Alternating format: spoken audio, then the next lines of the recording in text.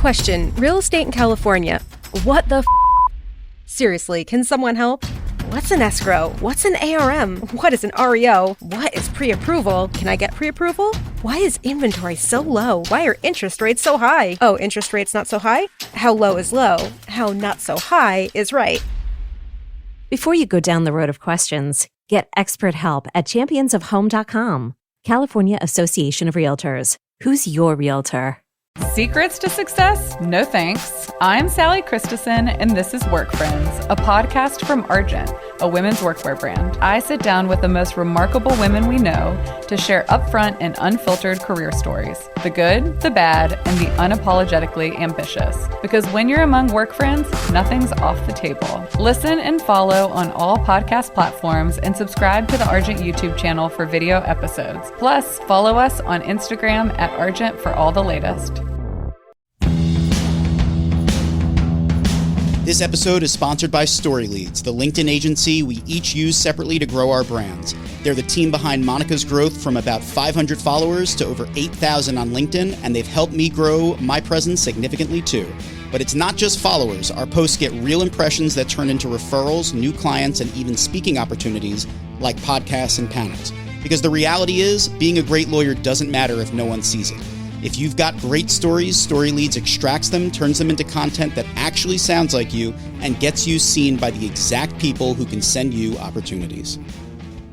Welcome back to Come Back with a Warrant. Today, we have a very special guest, William Freeman. William Freeman is the CEO and founder of People of Purpose, a grassroots organization dedicated to supporting returning citizens and individuals in recovery.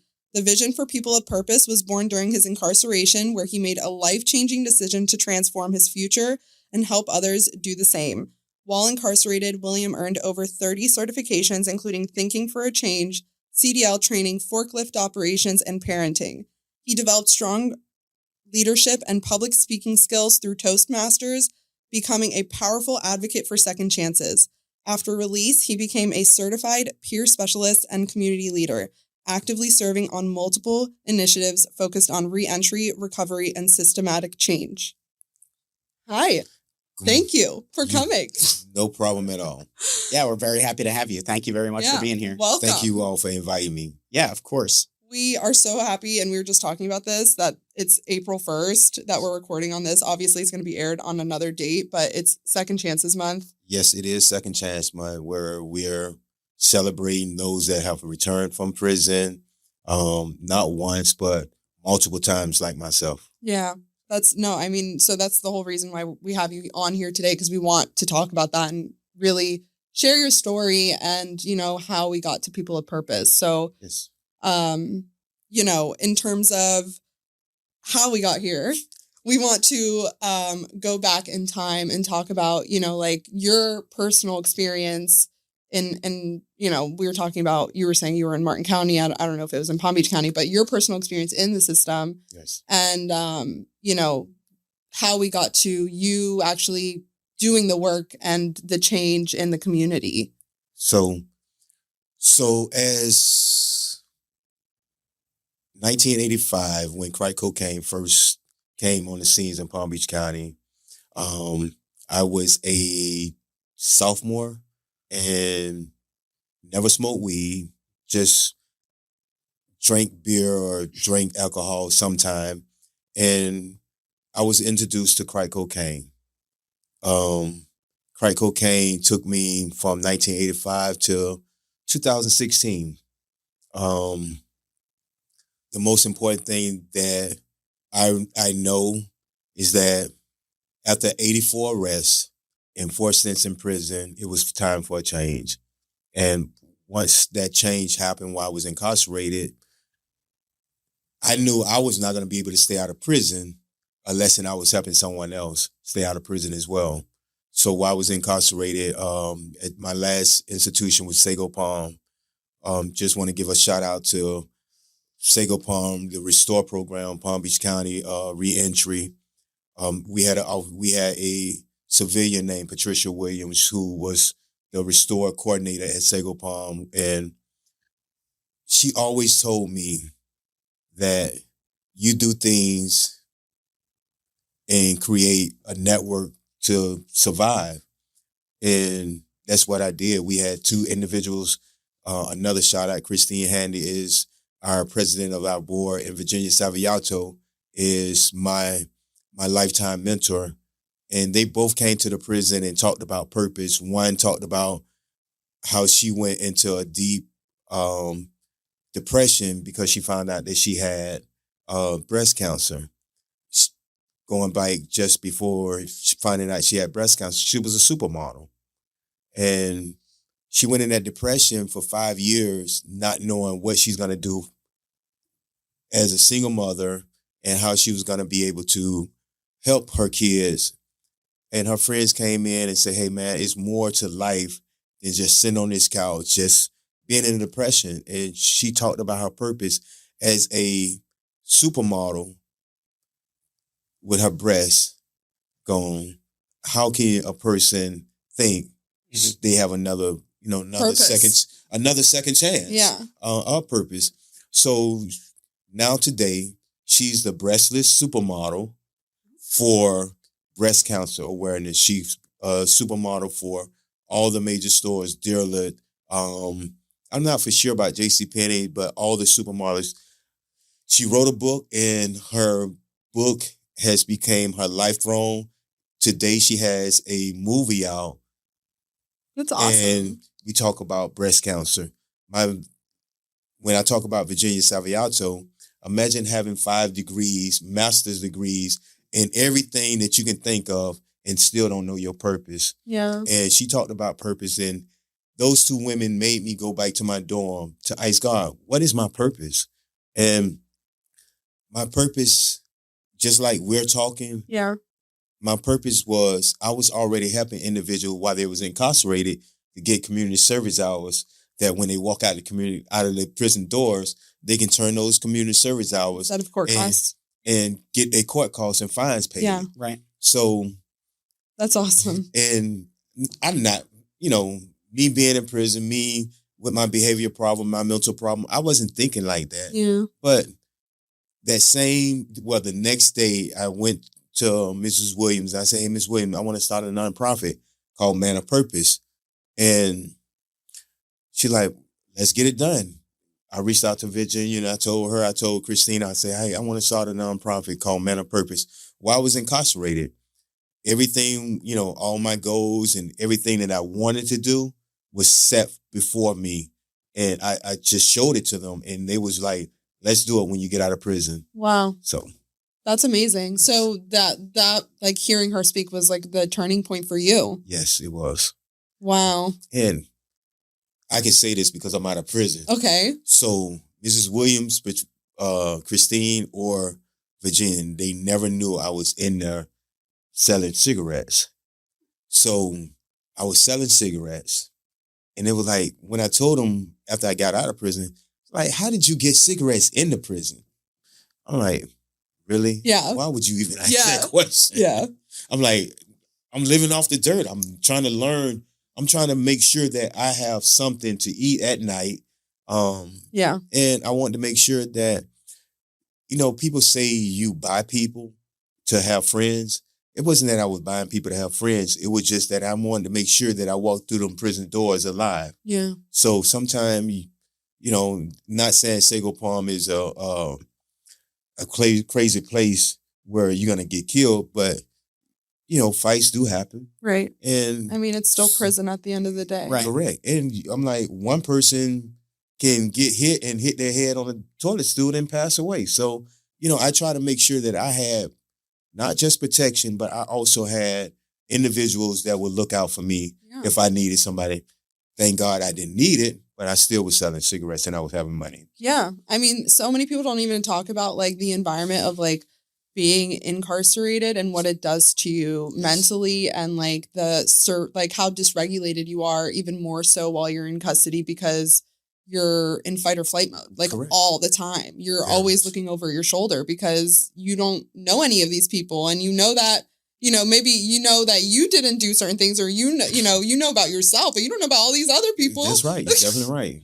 And it's sad to say that individuals that, whether it was at Century or the Okeechobee whether even at Sago Palm, individuals that come down to 60 months or less, they're able to go to any reentry program, but you don't know where their battle started from. You don't know if they battle started from manslaughter, murder, or you just don't know. So at every given time, you always want to make sure that, hey, when I'm looking over my bike, I'm going to be prepared for anything. Yeah. And you're definitely Truly, right. every man for himself in there. There's no sense of community unless you're really buying people's loyalty in there. Correct. So And you definitely can't buy people loyalty. No. So Yeah, I'm like, they'll flip on you in a minute. Exactly. There's definitely a cap to that. Yes. And you said this was ultimately when you were at this point, this was the fourth time that you had been sentenced to prison. Yes. What were you in custody for that specific time? So, as I said before, I had a crack addiction that lasted for 30 years. My crack addiction allowed me to go into, and when I say allowed me, because I wasn't in my state of mind. Right. So it allowed me to go into Walmart stores, any store really, and steal. So petty theft from grand theft to petty theft. I would steal, not electronics, but I would steal clothes for myself, clothes for other individuals to sell. I even had a dealer, like he was raising puppies, and he knew this is what I do to get my high. He put an order in for 10 bags of 50-pound bags of dog food. Sure enough, came out with 10 bags of 50-pound dog food. So I would steal stuff just to A, have a roof over my head, and B, to support my habit.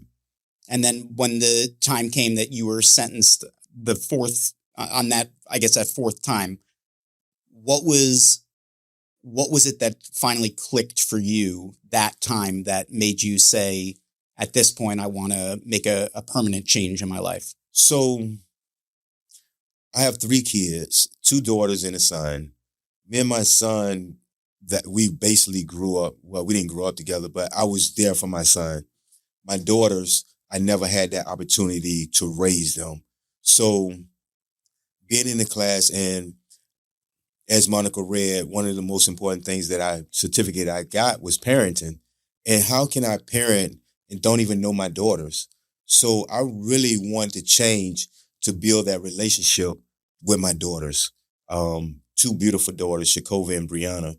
And, not knowing what their moms and their family on the other side of my family was telling them, they probably didn't even want to be a part of my life. Mm-hmm. But got out and reached out to them. Now we're a big, happy family after 7 years. That's amazing. Yeah, that's incredible. Yes. And that's amazing that you had the right motivation and the a lot of times when we talk about changes, it's got to be more than just for yourself. Correct. And, I see that with everything from people that I interact with, like you, to clients, to Monica and I ourselves. I mean, if I want to get something done or I want to advance, one of the biggest motivating factors for me is my son and wanting to provide him with, different things than I had growing up, and wanting to give him as much opportunities to grow and for him to be successful, and for me to be a part of his life. And I think that's so wonderful that that's what really put you on the right path was for your children. So how long did your last stint, how long were you there for in custody? So my correction, so let me go back. Palm Beach County is a wonderful county. And I know that if I was at Palm Beach County, in the Palm Beach County Clerk of Court, I probably would have got I wouldn't even say a year and a day. I probably got 9 months in the county jail.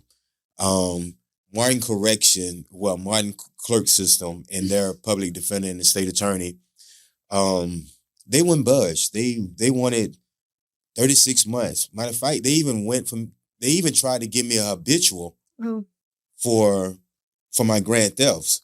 And you can either charge me with grand theft or you can charge me with, it's two things. One was grand theft and another one was something that already include with grand theft. So I'm like, listen, I don't like this county jail. Whatever you do, get me out. If I have to make a plea, really, let's make a plea to get me out of this jail, like right now. So this was like 21 days in, and they came back and said, well, we want to give you 36 months. I'm like, what? 36 months for what? $700, $684 of grocery? Really? Wow. And it was like, that was the first plea. The second plea was 36 months. I'm like, listen, I want to get out. Bring the papers. I'm taking this plea. I'm just going to take it. And I went for 36 months for a $684 worth of grocery. Mind you, it was Mother's Day. It was Memorial Day. Trying to have something nice for the family. But, you know, I noticed this right here. If it's not yours, don't take it. Mm-hmm. And that's what I grew up on. But living behind closed doors, living in reality after all the depression, all the drugs done wore out, and you're sitting in a county jail, you have the opportunity to like start getting a clear mind. You're like, man, what if they would have shot me? Right. It could have been so much. The situation could have been so much worse. Definitely. They always say hindsight's 20/20. Yeah. You know. Yes. It's funny you say. Just side note about Martin County Jail, because I was there recently for the first time because most of my practice has been in Palm Beach. Right. And I walked in and I was very pleasantly surprised at the jail and the condition of it compared to the other jails I've been to, which is mainly Palm Beach. And when I talked to the deputy, and not to say that it's like a wonderful place to be, but, you know, it's still jail. But I was talking to the deputy and I was like, this is like much nicer than the other jails I've been to. And she's like, every inmate that has come in here has said that. I was like, what? So you're talking about...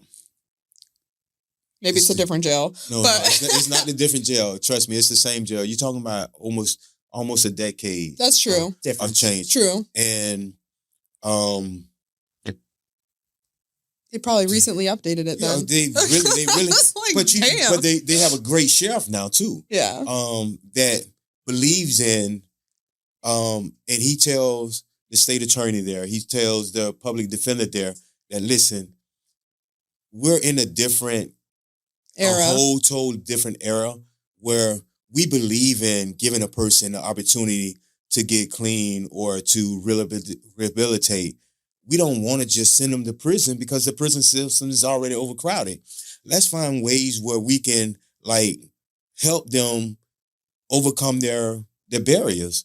And they have brought in, and I'm grateful for the funder that funds me because they funds the program that's in the Martin Correction as well.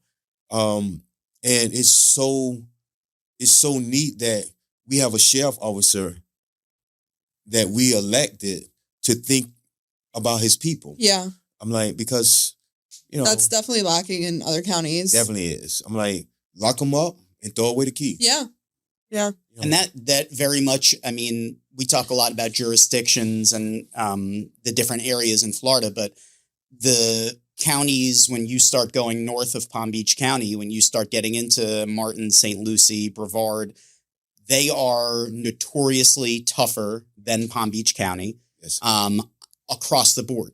the prosecutors are tougher, the judges are tougher, the sentences that get handed down are tougher, the juries are more likely to convict in those counties. It's not the same thing. It's I oftentimes think it's a blessing to practice as much as I do in Palm Beach County because we get our it's reality really checks. different than those counties. And, that's for everybody to find out and everybody to see. I think one of the perfect examples right now is as we're filming this episode, Tiger Woods was just arrested and was arrested in Martin County. Yes. And the big deal with that is that it's Martin County versus Palm Beach County. He was arrested in Jupiter Island. If he was arrested in Jupiter proper and was arrested in Palm Beach County, he'd be facing a very different outcome. Yeah. But now he has a real risk of incarceration and a real risk of harsher punishments because he's in a county that takes things much more seriously. Not that Palm Beach doesn't, but Palm Beach is a lot more lenient and more reasonable with the way that they resolve things. These other counties are not. And they have that reputation because they are tougher. That 36 months without budging, that's how it is in that county. And they know that the judge there will support the state's offer if that's what the state ultimately does. So getting caught in that county is a rude awakening for someone that's never been in trouble outside of Palm Beach County or outside of some of the other areas. True. And it's funny that you say that because even Brevard County, now, I was arrested in Brevard County and I sat in the county jail for almost 5 months. They wasn't trying to send me to jail, send me to prison or anything. They just the cases was just drawn long and continuous. And, and the funny thing about it is the state attorney that was on the case, he will be on the case for maybe 30 days and he'll leave the case to somebody else. Oh, yeah. The public defender, she'll be on the case for 60 days and she'll leave. So the case was always continuous. There's a lot of turnover, yeah. Yeah, and this is such a problem. It's still going on. That's a problem everywhere. Yeah. Everywhere. I mean, everywhere that's an issue. Yeah. And it was funny because I was told Brevard County was real strict. And, this is when crack cocaine was really into the Brevard County area. And they gave me $100,000 signature bond. I'm like, what? What is a signature bond? Only thing you have to do, Mr. William, is sign your name and appear to court every time you have to come to court. They was like, you really didn't do anything, but because you're here, we got to make sure that you come to court. And they gave me $100,000 signature bond, something I never, ever heard of. And when I talk about Brevard, Martin, Palm Beach, and a person asks me what prison or what kind of jail I'd rather stay in, I don't want to stay in now. No, and none of them is the preferred answer. Not that one. Been a good right. rapid fire. But, they talk about Brevard County. No, I definitely won't stay in the Brevard box. They talk about Martin. No, I don't want to be on Rock Road. No. The county jail or Belglade jail? If I had a choice, it would be the Belglade. Belglade's not the best. Yeah, Belglade's a smaller. Yeah, real small. Definitely cleaner. And better staff. And on top of that, better food. Yeah, there you go. That matters. That does matter. That's definitely a bonus. Yeah, that makes a big difference. So, but I don't want to see any of them. No. Unless I'm going to visit someone. Right.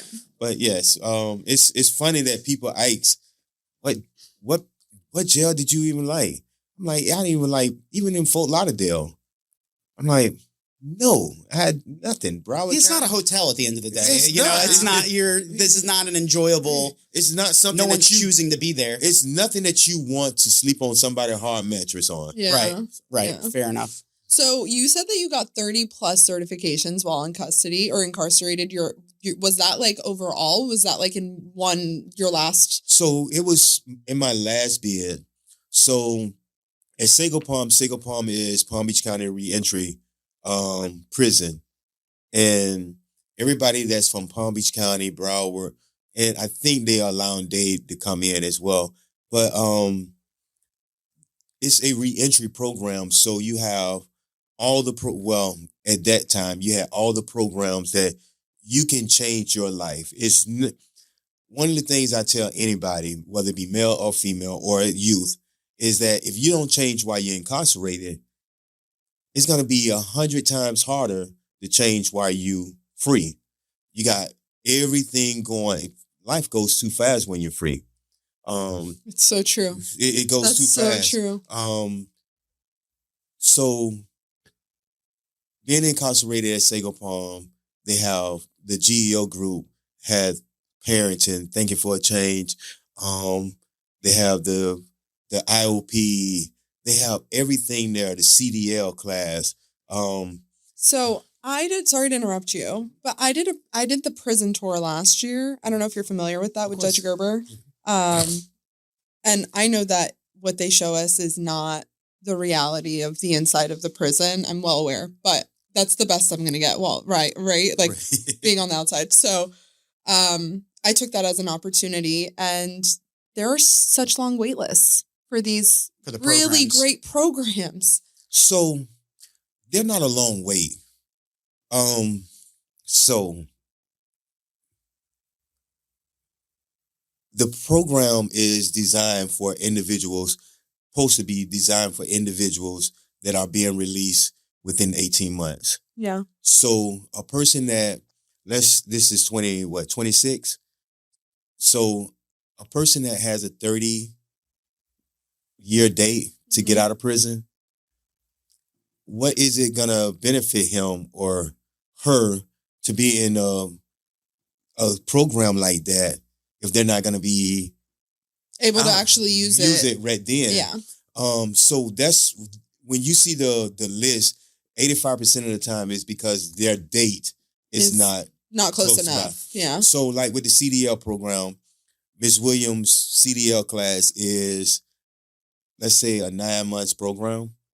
And before you're finished with the CDL, you're going to go in front of the DMV because they're going to come to the prison and you're going to be able to take that test right then. And you have a year to get out and pull your permit for you to go to school. Yeah. Because they're not teaching you how to drive. They're teaching you how to pass to get to permit to go to school. The written test. You're not driving while you're in custody. The practical, because I did go to a CDL. Well, it was in the women's prison, so it could be different because I know the programs are different. They give them like a simulator. Simulators. Yeah. I was like, this is so cool. And it's actually like teaches you how to do it so you can actually pass the practical portion of your exam. Correct. So that's at Moore Haven also. Yeah. Williams is at Moore Haven, and she came and taught this. And her success rate of individuals passing the permit is 97%. That's amazing. So that's amazing. They're really giving them the tools they need to pass. Yeah, she's teaching them how to pass the written test. So, it's that just being there, and people realize they see the long wait. They don't realize why is the wait. Yeah. But me personally, I feel like every program can change a person's life. Mm-hmm. I play pickleball, and one of the most important things I talk about in pickleball is pickleball with a purpose. Is it financial literacy? We can do anger management with it. Pickleball with a purpose with anger management courses, or pickleball with financial literacy courses. How do you, using pickleball as financial literacy, we'll use the net as the banker. How do we get to how do we get the ball crossed on the other side? Yeah. And how do we produce money into the bank to start saving? And how do you win? You win by saving. So we use pickleball as a show of everything. It's like your playbook. That's my playbook. I love that. Pickleball with a purpose. That's cool. I like that. Yeah. Maybe you should trademark it. Wow. Own it. It might. So I know you talked a little bit about, I introduced you as being involved in Toastmasters. So tell us about that. Tell us about your experience in that, how that's helped you form people of purpose and give you the tools you need. So Toastmasters is a great great network for me. I keep saying and which I know I get a ding or a bell, but Toastmaster has taught me so much how to speak. I had growing up as a child, I had a speech problem. I used to stutter. I couldn't say the word F. I couldn't say the word snake or S. Refrigerators. I'm like, even the word bike. My Toastmaster mentor, she said, listen, you can say it, but you need to put your hand that you can feel the words coming out your mouth. And Toastmaster taught me how to like really speak. So being out of prison, almost 5 years, 6 years, not seeing Toastmasters in the Glaze area. So me putting something else on my plate, we bring in Toastmasters to the Glaze area. That's amazing. So we have Toastmasters in the Glaze area. We're trying to build it up, get members, and we're having it every Tuesday. And like I tell everybody, listen, just come from work. Don't try to go home. We'll feed you that you can take food back home that you can feed your family. And that's what we're doing. Our next Toastmaster class is Tuesday on the 14th. And I'm so excited because it's something that I want to bring and see it grow. And now I'm seeing the network of people that saying, hey, I want to be a Toastmaster. What really does Toastmaster do to you? It builds your confidence that you can speak in public, or you can, everybody get butterflies. I'm not even going to say, even sitting here, of course, get butterflies. Yeah.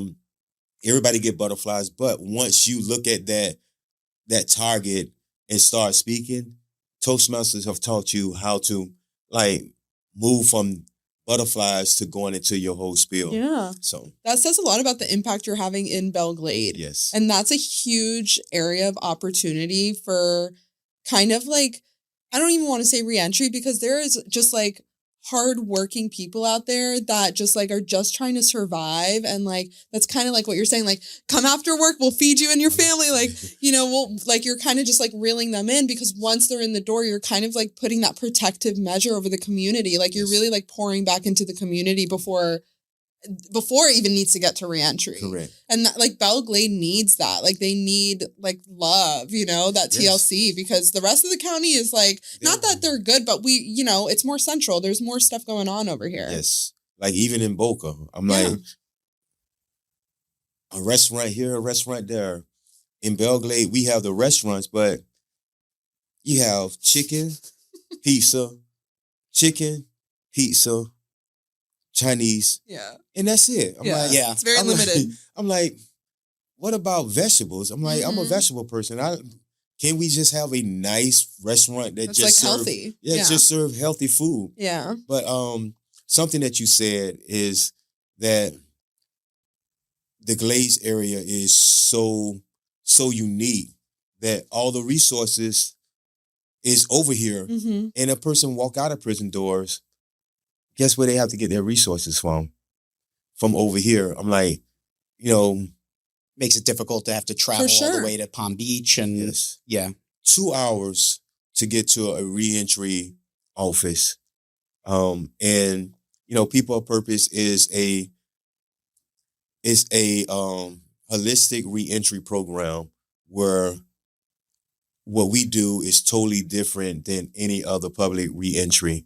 Our reentry program, I will pick you up, I will help you, I will give you new clothes, because I don't want you to wear something that somebody else wore walking out the prison doors. I want to give you a fresh start. Somebody gave it to me, why not give it to someone else?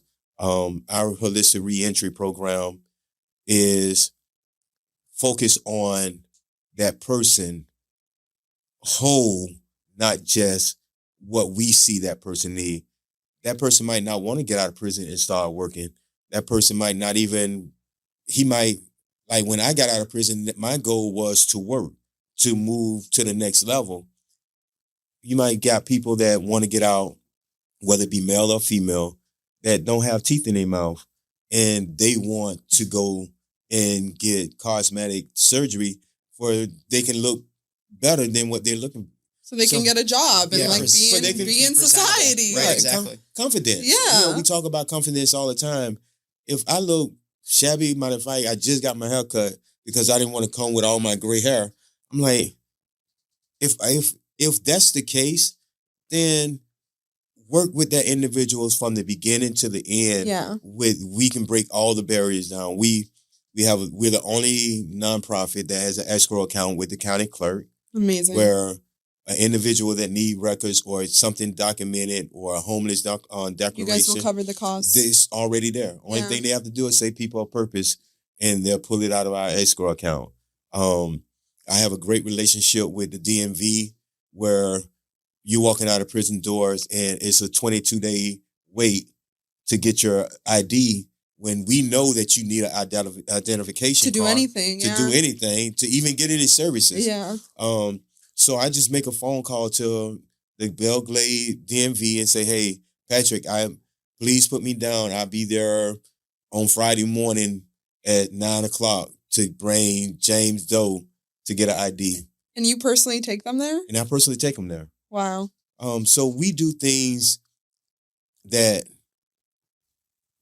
the barriers that I had while I was in prison and getting out of prison, going back to prison, I try to eliminate those barriers as well as employment. We have a contract, a MOU with the Goodwill that runs the stores, not Goodwill of Gulfstream, but Goodwill that runs the store. It's called Minnesota Goodwill. So whoever we send, only way they won't hire them is that their crime has been so severe that they're unhireable. Mm-hmm. But whoever we send, we try to get them a job into where they're working to find work. And the best thing about my program is that we're having a grand opening, April the 30th. Yes, that's awesome. I'm like, our funders see the work that we do. Yeah. And I'm like, hey, you might as well have a brick and mortar that you can do real good work. And she's like, hey, here you go. Bring in what you need. And here we are. That's awesome. That's amazing. So I'm so excited for you. Yeah, that's awesome. amazing. Congratulations. That's a big deal. It is a huge deal. Yeah. I was looking, just going over my life just last night, knowing that I had to come over the podcast. I'm like, at the age of 18, I went to the Navy and I got kicked out because I couldn't swim. At the age of 19 and a half, I was at Florida Memorial doing crack cocaine, real season in Miami, where I did a year and a half at Florida Memorial. And I left school. After I left school, my life had went down drain, where prison, arrest, 84 arrests and 4 cents in prison. And it's like just going over my life and thinking about walking out of my prison doors December the 9th, 2019, with a made up mind that I'm never going to go back to prison. And just knowing that the people that was behind me, Bill, Ron, Miss Arlene, I can name a whole list of people, just knowing that what they invested in me, they see their return investment. And that investment I'm giving back to somebody else as well. Tenfold. So, yes. That's amazing. So it wouldn't happen without people of purpose, and that wouldn't have happened without your experience. So that was not all for nothing. Correct. And I can say this right here. The most important thing in my life is, even though I was released on the 9th of December, I wasn't still free because I still had court calls. So Juneteenth of 1920, I became a free man. I'm like a true free man. Not ironic with your last name, right? Yes. I became a true free man. And all my court calls, all my fines, got my license. And that same day we was hosting a Juneteenth celebration in the city of Rivera Beach.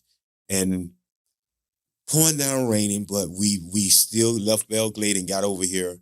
And it's so funny. A woman run up to me and asked me, since you're free now, do you want to register to vote? Because you can vote because of Amendment 4. And one of the things that I try to tell everybody is, if you're going to sit at the table, be ready to cast your vote. Because whether it's the high or low, be ready to cast your vote for the cities that you stay in, your community, because those are the ones that really do the impact of our lives. Yeah. And then that day, me registering to vote and seeing my vote card come in the mail. Oh my gosh. Oh my God. I'm like, I was the happiest person in the world. That's amazing. They did, talking about podcasts, they did a newscast on the first person in Riviera Beach that had their license as a returning citizen from that. And the song, A Change Will Come, and it says, I got out of prison and went straight to the cast my ballot, because it was the year that we was voting for our governor as well as our president. But I didn't do that to vote for president or the governor. I did that to vote for my city officials, my local people, the public defender, the state attorney, the judges, our commissioners that governs our community. Yeah. And, some of the votes that I have cast, it has been great, and some of them didn't fall through. But, I support anybody that believe in change. Yeah. Change is the most important thing to me. I'm not going to sit on a board and I speak about change, and then we're talking about the same thing next year, and I don't see change. Yeah. So that defeats the whole purpose. Yeah. I'm like, and the most important thing that I really want to say thank you to, her name is Shanice. She made it possible for men as well as women that has a conviction to be in the reentry program as peer leaders. And that was one of her most, as a public servant, one of her most giving thing, that she seen the value of men and women as peers for the reentry program. And I know me as a certified peer, which took me a long time. Remember, I got 84 arrests. Yeah. Mm-hmm. And to get a certification, you have to be out of prison for 3 years, and you have to pass a level 2 background. With theft, I didn't pass it. Right. So I had 84 arrests, and I had to pull every one of my cases from 1995 all the way to 2016. Oh my goodness. And you're talking about over $7,500 to get them copied. Was that also to get, that's just to get copies, but are we talking about, because you said, the day that you were finally free was the day you paid off all your court costs. That was the court costs on all of those cases? Every single one of those cases you had to pay off, or did any of them get? Some of them got waived and we didn't have to pay, but the $7,500 was to get all the copies and get them sealed, that I can turn them into Tallahassee to get my level 2 clearance. You got to get certified copies and all of that. Yeah, everything certified. In the last batch, I'll never forget this. My last batch, I was in, and it was like $2,700, and our clerk of the court, like, hey, how you doing? Nice meeting you. Nice meeting you, and told me who he was, and what you in here for? I was like, I'm changed my life. Now I'm trying to be a certified peer, but I need to get all of my court documents to send on. So lady done printed out everything, and now she's waiting for payment. And I have the money. He went behind there and talked to her supervisor. He's like, no, just charge him $100. Oh my God. I'm like, look at God. And you got it. Look at God. I ran out And at the time, I was working for Rubber Recovery, and I called my supervisor. I'm like, hey, do you know this such and such person? She like, no, I heard of him, but I don't know him. I'm like, he just waived all my calls. The only thing I had to pay is $100 to get all my dockets. Should I bring the money back to you? Oh my gosh. She's like, no, just keep it. Oh my goodness. That's So, amazing. So That's 2 wins. Yeah, it's 2 wins. But people that invest in me, I try to give that investment in the holistic reentry program that I've started. And, I stand on my word that it's nothing that we won't do to make you successful. Your success don't look like my success. Mm-hmm. It would never look like my success. But whatever your success look like for you, we're going to help you attain that success with the Lord place, with goodwill, with every agency. One of the biggest thing about me is Relationships. I'm a networker. Relationships. Yes. That's awesome. I can tell. I was just going to say, and you wouldn't be able to do your job without being connected. Yeah. Yes, you have to be, because the way you're able to pick up the phone and be like, I'm going to be at the DMV on Friday at 9. We need an ID. And they're like, okay, cool. See you then. Relationships is the most important thing with all agencies. And I'm grateful for you two, because on the opposite side of the rooms, on the opposite side of the rooms, you had to have a relationship to communicate and say, hey, listen, he's done this right here, but let's try to give him an opportunity. I'm like, if you don't have that kind of relationship, it's like,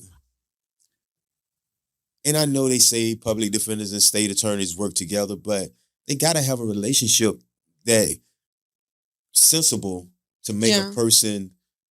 We've talked about that for sure. And we do.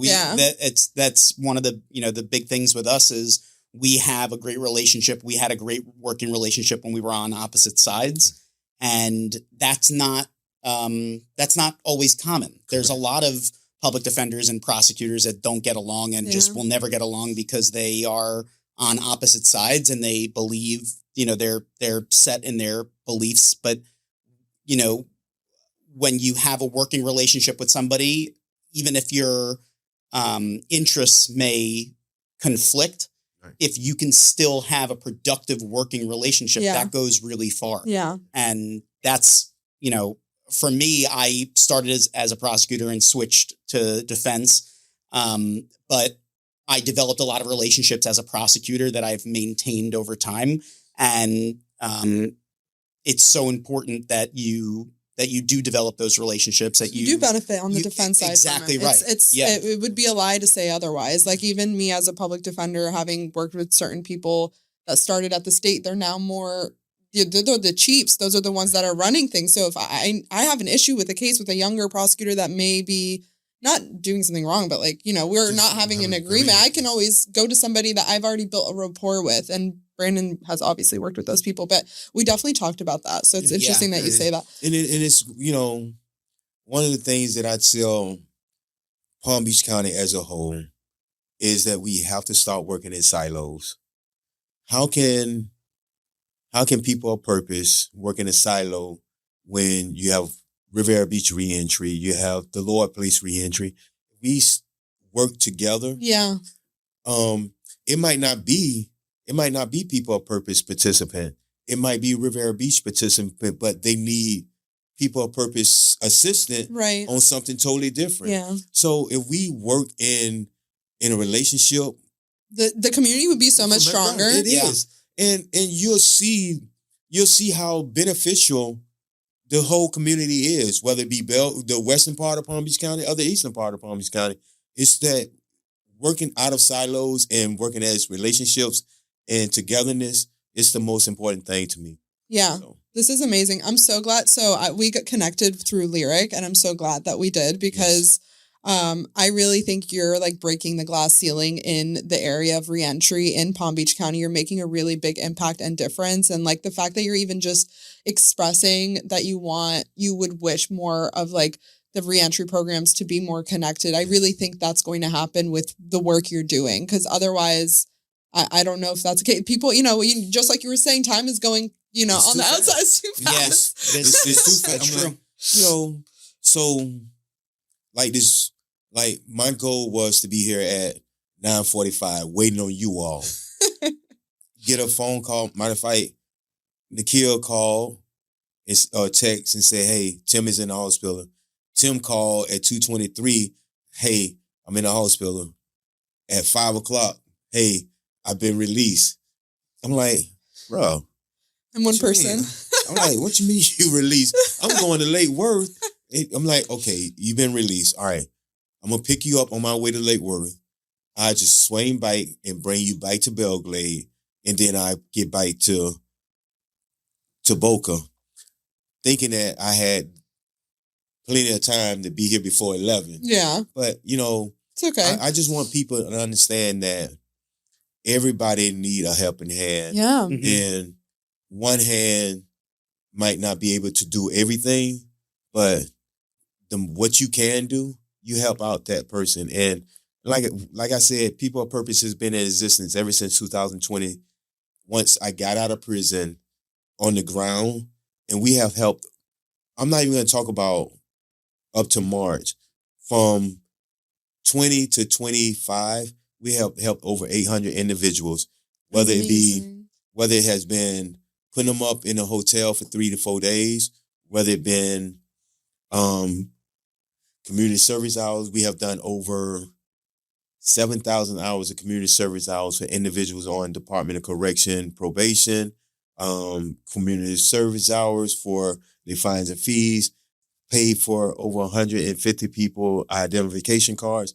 So we have done the work for over 800 individuals, and I haven't even tallied out.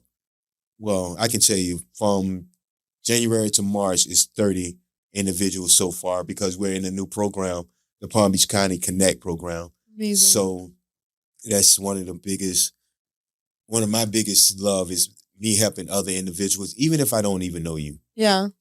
It's really evolving. Yeah, it is. That's so cool. Yes. So, in terms of like people of purpose, and I know you're talking about all these great, I don't want to say numbers because like they're people in their lives, but is there like one specific like person or story that you feel like really like this is like, maybe it's your why, like you come back to it and you're like, this is what keeps me going, or, because obviously it can't be easy, like doing this every day. So my biggest why is I had a young man. He was a youth, and he was his mom hard-headed child. and this young man, I spoke with him, I talked to him, and he just, not being a Floridian, meaning growing up in, born and raised in Florida, coming from another state and being around high school students that don't know their narrative. So he was always getting in a fight. He was always getting in trouble. And I spoke with the judge. I said, this is going to be your success story. I promise you. Give him one more chance, he will be your success story. My why for me to wake up every morning is because the same young man we taught him how to pass the permit for a CDL, because he didn't want to go to college. He didn't want to go to the military. He wanted to have his own. He passed the permit. He got all of them. Went to driving school. He's a CDL truck driver. He's a certified truck driver. And he calls me every single week. Mr. William, what's going on? I'm up in Baltimore. Mr. William. He's all over the place now. Where you at? I'm riding through Belgrade. Yeah. Where you at? So my why is to see people succeed. That's amazing. As what their success is. And that's why I wake up. That's just one, but it's multiple individuals, that I can use. But that one right there is a person that has an attitude problem or had a problem with his anger and didn't know how to use it. Yeah. Now he can speak to whoever he's delivering the trucks to. He has a great relationship with me and my wife or with his mom now. So my why is to see young men and young women becoming successful in their own. That's amazing. And that's my why. That's so awesome. I love that he calls you every week and he's like, hey, guess where I'm at? Every week. I'm like, bring your truck and let's see can you really drive. Yeah.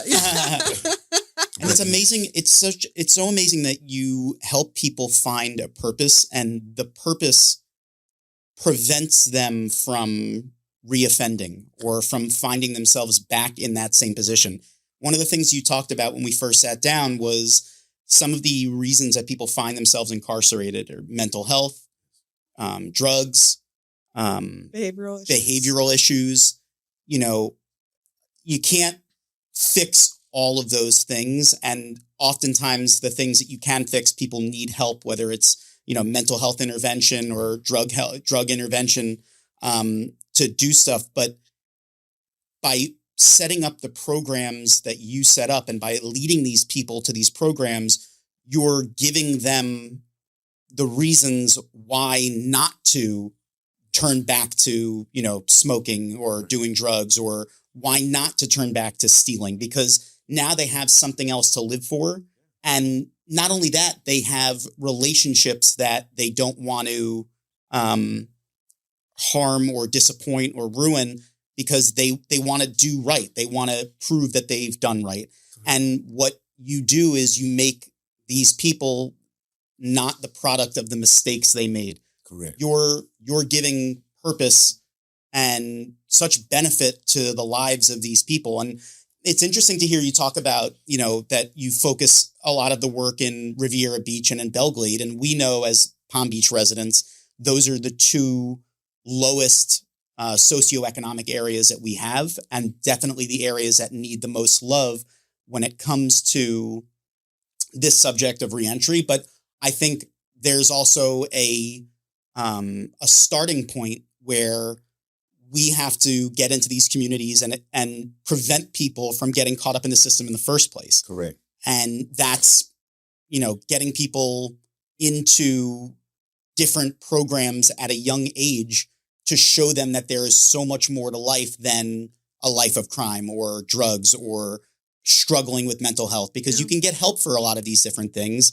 It's just, there's not always people there that are willing to give you that hand. And it's inspiring to hear you be that resource for so many people. And it's funny that you say that. And I see if you add, refer and earn a podcast pupper for $500. So when you talk about that's not us, by the way. That's the company that hosts we're not giving out $500, but that would be nice. Yeah. But you talk about prevention. It's a young lady named Susan Spencer that I really love, and she takes toolkits, because I'm going to speak about William Freeman. As a child, you can read a story to me, and you can read a story to me and I can hear it. But if you act in that story, I can understand it. And what she have done was, in prevention, is that she has made toolbox to people, for family members to sit around the table, because my mom had 7 kids. Wow. And every last one of us are totally different. Yeah. I'm the third oldest. And my goal was to be a millionaire at the age of 10. My brother, he wanted to be a sports person. My sister wanted to be a school teacher. Yeah. And I say that I couldn't speak. I had a hole in my heart. I had a heart murmur the size of a quarter. So they never thought that I would be successful.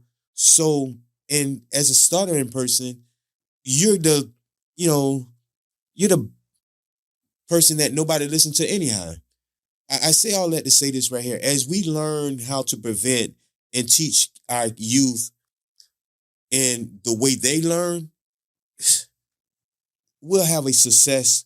Yeah, I'm not going to say that they're not going to use drugs. I'm not going to say they're not going to use, but the numbers will change. The numbers will change drastically. Yeah. I know if, like, I have three grandkids, 2 granddaughters and his grandson. Well, 4, 2 grandsons and 2 granddaughters.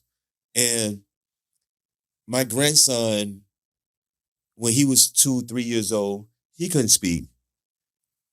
My 2 granddaughters, they come out, they mom womb speaking. I'm like, and it's so totally different in our area because, like, my granddaughters are, I think, 13 and 12. My 13-year-old, she'll call only time she wants something. My 12-year-old, she wouldn't call until it's Christmas time.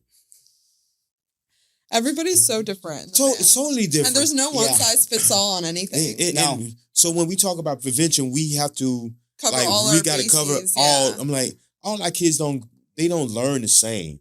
No. And, even myself, I can read a book 1,000,000 times and I still don't get it. You can show me a video 1,000,000 times, I still don't get it. Until you sit hand in hand with me and say, William, this is A, B, C, and start working them out, then I can get it. Or if you just let me just run at it and fail like 27 times. Trial and error. I'm like, because I failed multiple times doing, funding stuff. I'm like, I can't put it together. It won't go through. It won't pass go. It won't pass go. And then I'm like, what am I doing wrong? So I had to step back, get away from the computer, and go at it again. I fell. Go at it again and fell. Step away from the computer.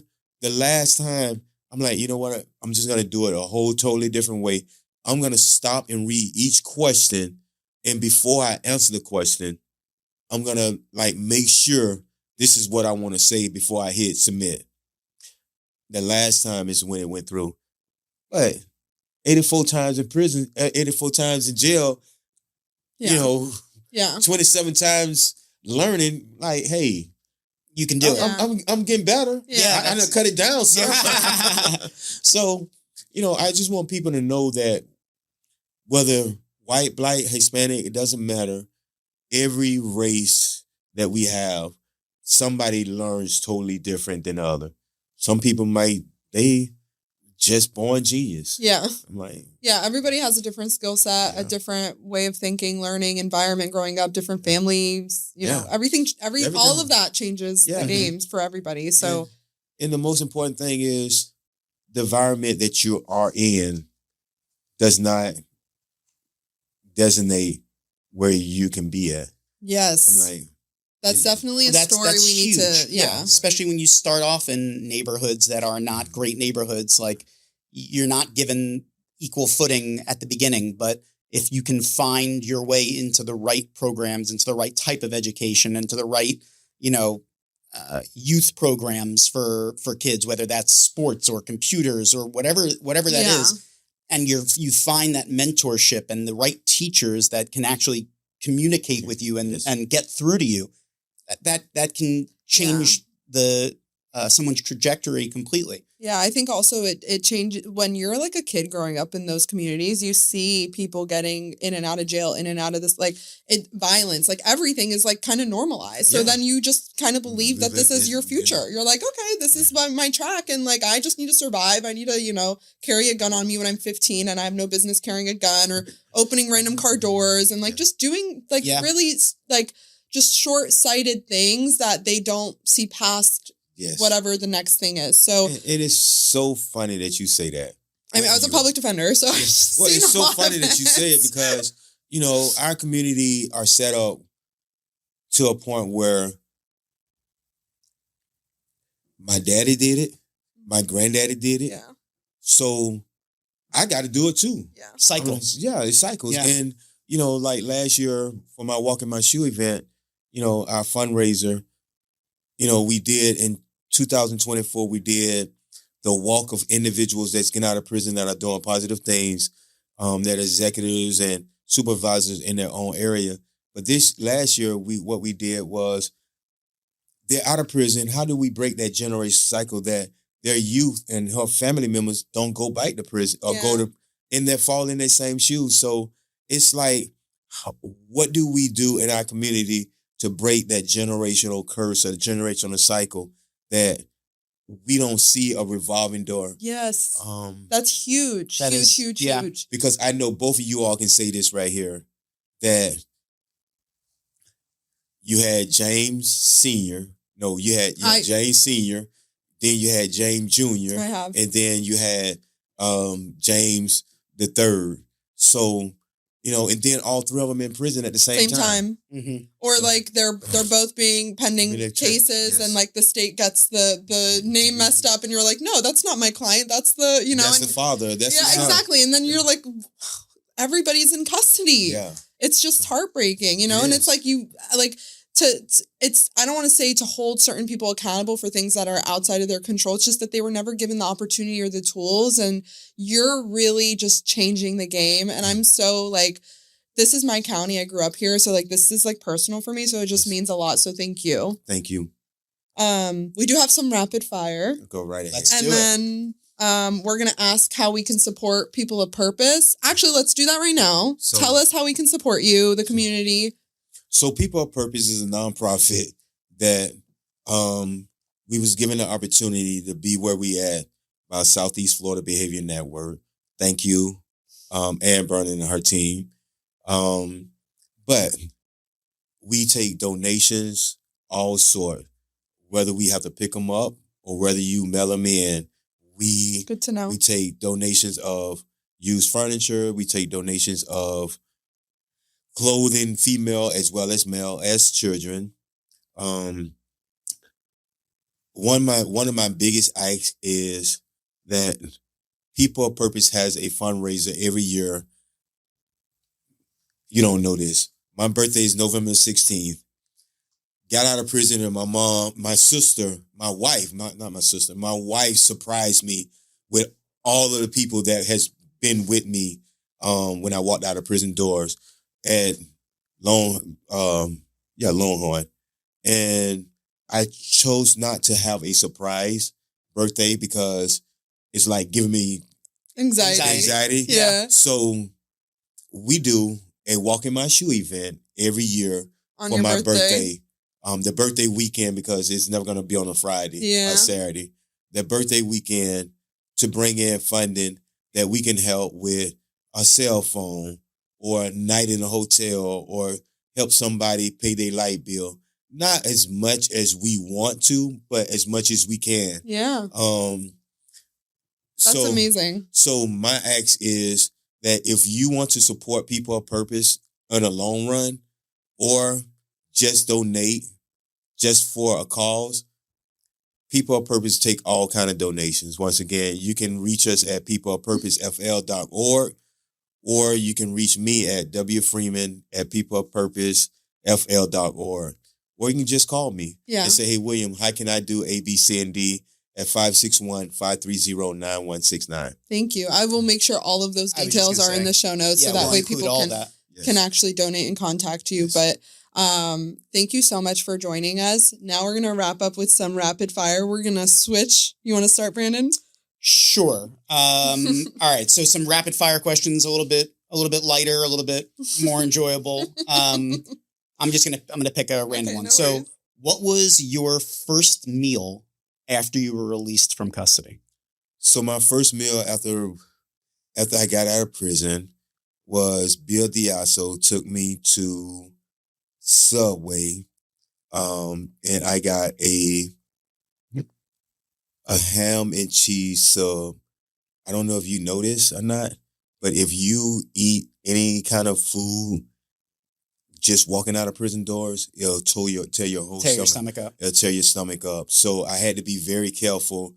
First, I had to make sure I had bread in my stomach. Mm-hmm. But it was, I know, looking at it just like yesterday, it was a ham sub from Subway. Okay. Hopefully your stomach handled it well. Oh, it did. Because what I did was I ate just half of it and save the rest for later until I got to where I was getting at. Mm-hmm. So yes. All right. Well, something a little bit heavier, I guess. What motivates you on your hardest days? What motivates me on my hardest days?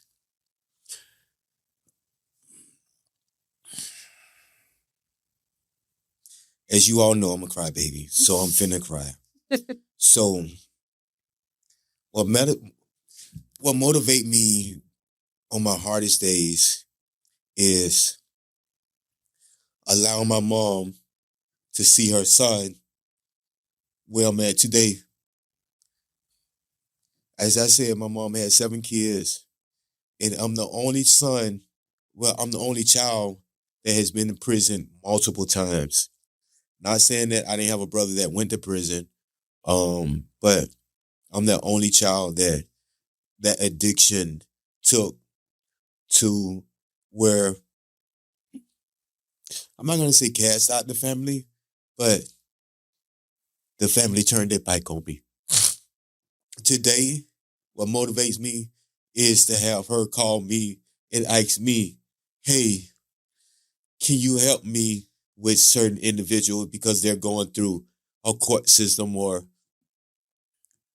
they need community service hours. So that what motivate me, letting her see me before she passed away as a CEO, as a person that's doing well, and as a person that's in recovery.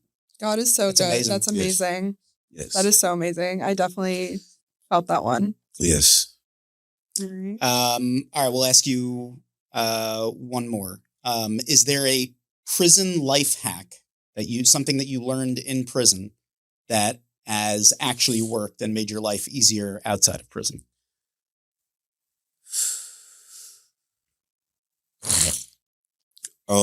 Yes. The programs don't count. No. So one of the things that Ms. Williams always told me is the officers always, so I was Ms. Williams' aide, and what I would do is I'd go set up, because I had permission to set up on the outside every Friday, and, for a fun day, we'll put the speakers out there, music, and we'll have fun on the weekend, on the Friday. And I had this one officer, God bless the dead, he's passed away now. He would always jug at me. It was like, you're not going to do this and you're not going to do this. Or I had another female officer that always was like, just at me for no reason at all. Or a lieutenant that will just be at my throat for no reason at all. And Miss Williams was like, if you can't deal with them in here, how are you going to deal with people on the outside that come to you any kind of different way? What, you going to snap on them? You going to just go off? You going to kill them? And I have learned this in a long journey, is that people are going to be people. People are going to like you. People are going to despise you. People are going to hate what you do. People are going to criticize what you do. Those individuals that was incarcerated and said that I would be back within the next 90 days, guess what? They're calling me and asking me for advice. Yeah. Or they're calling me, asking me to help them with one of their participants. So I have learned that be humble, hold back, and help as many people as you can. So that's what So good. So much wisdom. Thank you so much for joining us. We know it was a trip for you, and you really are. I'm so excited to see the work that you're going to continue to do, and I'm just so appreciative of it. And we can always use board members. Yeah. We'll definitely, I'll definitely be at definitely want to be involved, and we'll definitely want to help out. Yeah. Yes, I appreciate it. And I will be at that grand opening on the 30th, so I'm excited. Yes, you will see the building and everything. Yeah. One of the things that I love the most is that you never know who you're gonna meet. And the people that surround me, like Lyric, she came to me on a whim and a limb saying, hey, I'm in college and I want to be a intern. Can I be your intern? I'm like, sure. She loved it so much she wanted to be an intern the following year. So I'm like, Lyric, you graduated now. Are you still an intern, or are you a volunteer working for us? She's like, I'm never gonna leave you, William. I'm never gonna leave you. And I truly appreciate Lyric, and whatever we can do to support her in her situation. We're working on every single corner to bring her husband home as well. So yeah, we're praying for appreciate that. Yes. Yeah. Yes. Well, thank you for joining us. Anytime. If you liked listening, make sure you like, comment, and subscribe. We're on all platforms. Make sure you subscribe to our weekly newsletter for our gems. We will make sure that we have William Freeman and People of Purpose's information in the show notes and in our newsletter. And if you didn't like listening to us, come back with a warrant. If you're a lawyer sitting on great stories but not sharing them, you're leaving opportunities on the table. Story Leads has worked with over 100 attorneys, written more than 8,000 LinkedIn posts for lawyers, and helped drive over $35 million in case value from LinkedIn referrals. Being a great lawyer doesn't matter if no one sees it, and Story Leads helps make sure they do. Make sure you check them out in the show notes. Question: real estate in California. What the Seriously, can someone help? What's an escrow? What's an ARM? What is an REO? What is pre-approval? Can I get pre-approval? Why is inventory so low? Why are interest rates so high? Oh, interest rates not so high? How low is low? How not so high is right? Before you go down the road of questions, get expert help at championsofhome.com. California Association of Realtors. Who's your realtor?